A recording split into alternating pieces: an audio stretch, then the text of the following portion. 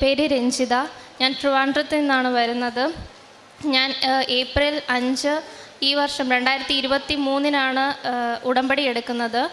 ഞാനും എൻ്റെ അമ്മയായിട്ടാണ് വന്ന് ഉടമ്പടി എടുത്തത്. ഞാൻ അമ്മയുടെ കൂടെ ഉടമ്പടി എടുക്കാനായിട്ട് കൂട്ടിന് വന്നതാണ്.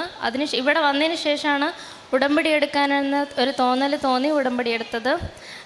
ഞാൻ ആദ്യമേ എൻ്റെ ഉടമ്പടിയിൽ വെച്ച നിയോഗം എൻ്റെ അസുഖം മാറാനാണ്. എനിക്ക് തൊണ്ടയിലൊരു മുഴ വന്നിട്ടുണ്ടായിരുന്നു. അപ്പോൾ അത് ഫസ്റ്റ് ഡോക്ടേഴ്സ് പറഞ്ഞു അത് കുഴപ്പമില്ല.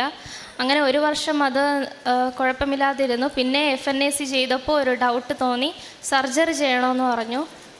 അങ്ങനെ സർജറിക്ക് വേണ്ടിയിട്ട് നോക്കിയപ്പോൾ 2 ആഴ്ച എനിക്ക് ചുമ കാരണം ആ സർജറി മാറ്റി വെക്കേണ്ടി വന്നു. പിന്നെ സർജറിക്ക് മാർച്ച് 11 സർജറിക്ക് അഡ്മിറ്റ് ആകാൻ പറഞ്ഞു. മാർച്ച് 8 ആയപ്പോൾ എനിക്ക് ചിക്കൻ ബോക്സ് വന്നു, അത് മാറ്റി വെച്ചു. അങ്ങനെ അടുത്ത മാർച്ച് 25 വീണ്ടും അഡ്മിറ്റാക്കി സർജറിക്ക് വേണ്ടിയിട്ട്. പിന്നെ 27 സർജറിക്ക് കയറ്റുന്നതിന് മുമ്പേ അനസ്തീഷ്യ തരാൻ വേണ്ടി പോയപ്പോൾ എന്തോ മെഡിസിൻ അലർജിക്കായി. അങ്ങനെ അതും വീണ്ടും പോസ്റ്റ്പോണ്ട് ചെയ്തു. അതിനുശേഷമാണ് ഇവിടെ ഒന്ന് ഉടമ്പടി എടുത്തത്. ഏപ്രിൽ 5 ഇവിടെ ഒന്ന് ഉടമ്പടി എടുത്തു.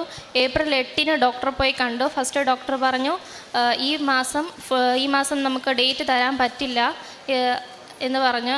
അങ്ങനെ ഞങ്ങളിങ്ങനെ വിഷമിച്ചിരുന്നു. അമ്മ ബാക്കിയിരുന്ന ഉടമ്പടി കാശുരൂപം കയ്യിൽ പിടിച്ചുകൊണ്ടിരുന്നു. ഞാൻ ഉടമ്പടി കാശുരൂപം കഴുത്തിലാണ് അണിഞ്ഞിരിക്കുന്നത്. അപ്പോൾ ഞാൻ വിചാരിച്ച് മാതാവിൻ്റെ അടുത്ത് പറഞ്ഞതല്ലേ, മാതാവ് നോക്കിക്കോളെന്ന് പറഞ്ഞ് ഞാൻ കൂളായിട്ടിരുന്നു. പിന്നീട് ആ ഡോക്ടർ തന്നെ പറഞ്ഞു അടുത്ത ആഴ്ച ഒന്ന് അഡ്മിറ്റ് ആയിക്കോ. അങ്ങനെ ഞാൻ ഏപ്രിൽ 15 അഡ്മിറ്റായി. ഏപ്രിൽ 17 എൻ്റെ സർജറി നടന്നു. ഒരു പാട് പോലും കഴുത്തിൽ ഒരു പാട് പോലും ഇല്ലാതെ മാതാവ് എൻ്റെ സർജറി നടത്തി തരുന്നു. ഈ പാട് ഇല്ല എന്ന് പറയാൻ കാരണം ഈ സർജറിക്ക് ശേഷം ഒരു സ്കാനിങ് ഉണ്ടായിരുന്നു. അപ്പോൾ ഈ സ്കാനിങ് വേറൊരു ഹോസ്പിറ്റലിലായിരുന്നു. അപ്പോൾ ഇതേപോലെ എന്നെപ്പോലെ സർജറി കഴിഞ്ഞ കുറേ പേര് അവിടെ വന്നായിരുന്നു. അപ്പോൾ അവരുടെ കഴുത്ത് നോക്കിയപ്പോഴാണ് ഞാൻ മനസ്സിലാക്കിയത് ഈ സർജറി എത്രത്തോളം പാട് തരുന്നതാണെന്ന്. അപ്പം ഞാൻ നോക്കിയപ്പോൾ എൻ്റെ കഴുത്തിൽ ഒരു പാട് പോലും ഇല്ല. ഞാനൊരു ക്രീം പോലും ഉപയോഗിച്ചിട്ടില്ല. അപ്പോൾ എന്നിട്ട് എനിക്ക് ഈ പാടില്ലാത്തത് മാതാവിൻ്റെ കരുണ കൊണ്ട് മാത്രമാണെന്ന് ഞാൻ ഉറച്ചു വിശ്വസിക്കുന്നു. ഇതാണ് എൻ്റെ ഒന്നാമത്തെ സാക്ഷ്യം. ഇത്രയും അനുഗ്രഹം തന്ന മാതാവിന് ഞാൻ നന്ദി പറയുന്നു. പിന്നെ ഈ ഉടമ്പടി എടുത്തത് കാരണം എൻ്റെ ജീവിതത്തിൽ വന്ന മാറ്റങ്ങളെന്ന് പറഞ്ഞാൽ, ഞാൻ പണ്ട് എല്ലാ ദിവസവും പള്ളിയിൽ പോണ കൂട്ടത്തിലല്ല. ഞായറാഴ്ചയും പിന്നെ പ്രത്യേക ദിവസങ്ങളിൽ മാത്രമേ ഞാൻ പള്ളിയിൽ പോകാറുള്ളൂ. പക്ഷേ ഇപ്പോൾ ഞാൻ എന്നാൽ കഴിയുന്ന എല്ലാ ദിവസവും പള്ളിയിൽ പോകാറുണ്ട്. വികാരി അച്ഛൻ വരെ ചോദിക്കും എന്താ നീ പള്ളി വരുന്നത്, എന്തേലും വല്ല ഉദ്ദേശമുണ്ടോ എന്ന്. പക്ഷേ ഞാൻ ഉടമ്പടി എടുത്ത് ആ മാറ്റം എനിക്ക് വന്നു. പിന്നെ മാസത്തിലൊരിക്കൽ കുമ്പസാരിക്കാറുണ്ട്. എല്ലാ ദിവസവും മുടങ്ങാതെ വീട്ടിൽ പ്രാർത്ഥന പഠിക്കും.